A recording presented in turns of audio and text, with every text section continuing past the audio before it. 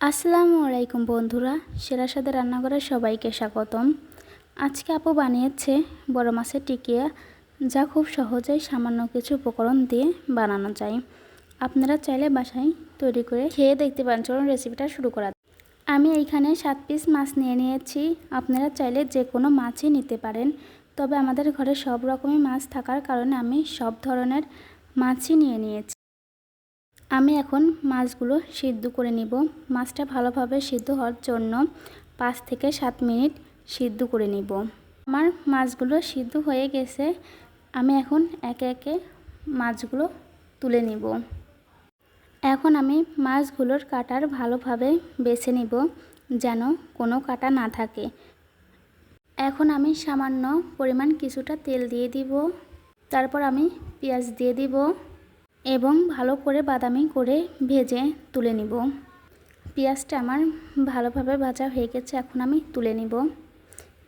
টিকিয়া বানানোর জন্য এখানে আমি সব ধরনের উপকরণ নিয়ে নিয়েছি।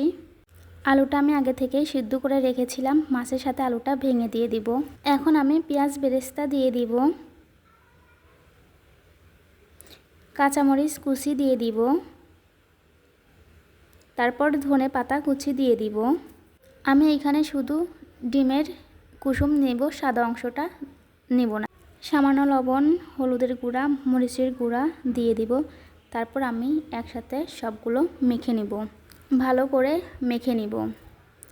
মাখানো হয়ে গেলে আমি টিকিয়ার সাইজগুলো গোল গোল করে বানিয়ে নিব।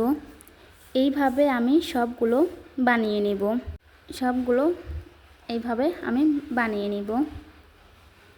এইভাবে আমার সবগুলো বানানো হয়ে গেছে। এখন আমি এগুলো তেলে ভেজে নেব।